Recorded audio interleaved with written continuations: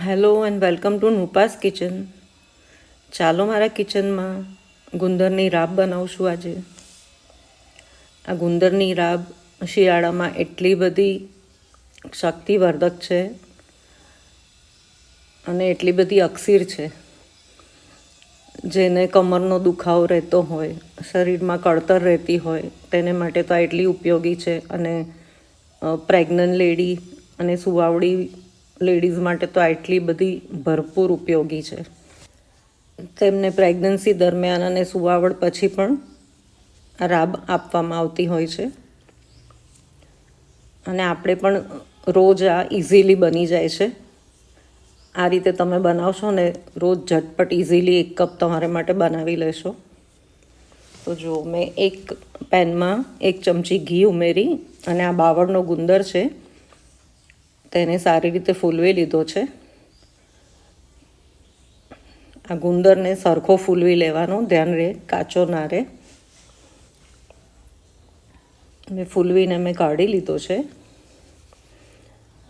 અને એક બાઉલમાં એને ટ્રાન્સફર કરી અને તેને આપણે દસ્તાથી વાટી લેશું. એનો સરખો પાવડર કરી લેશું.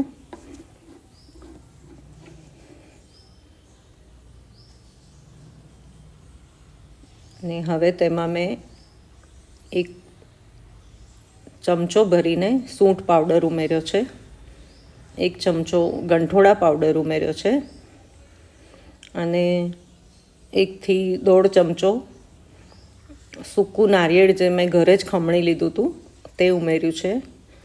થોડી કાપેલી બદામ ઉમેરી છે. હવે આ મિક્સર તમે તૈયાર રાખો તો ખાલી ગોળનું પાણી જ ગરમ કરવાનું રહે. 1 ચમચી આ મિક્સર ઉમેરી લો અને તમારી રાબ તૈયાર થઈ જાય છે. અને આ સૂંઠને ગંઠોડા તો જેને વાયુ રહેતું હોય તેને માટે તો ખૂબ ઉપયોગી છે, અકસીર છે. તો જો આ મિક્સર તૈયાર થઈ ગયું છે. એને એક બોટલમાં ભરીને રાખી દો, અઠવાડિયા સુધી ચાલશે. હવે એક પેનમાં 1 મગ મેં પાણી ઉમેરી લીધું છે, લગભગ 2 કપ થાય. અને તેમાં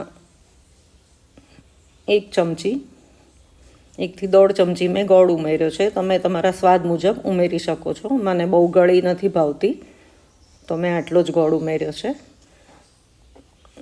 હવે આ ગોળ પીગળે ત્યાં સુધી ઉકાળવાનું છે. અને આ મિક્સર 1 થી 1.25 ચમચો મેં આ મિક્સર ઉમેર્યું છે જે આપણે તૈયાર કરી રાખ્યું છે તે.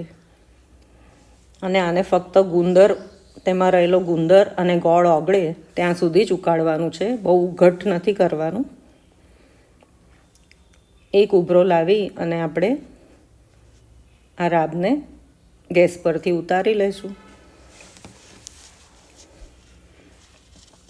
તમે મારી ચેનલ સબસ્ક્રાઈબ ન કરી હોય તો ફટાફટ કરી દેજો અને બેલ આઇકન પ્રેસ કરી દેજો, જેથી આવી જ રેસિપીનું નોટિફિકેશન મળતું રહે.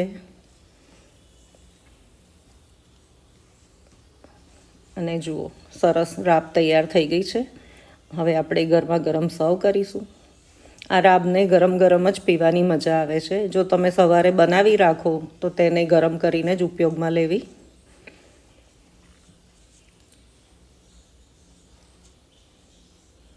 અને છેલ્લે બદામની કતરણથી ગાર્નિશ કરી દેવાનું. ચાલો ત્યારે આવજો, ફરી મળીશું આવી જ નવી રેસિપી સાથે.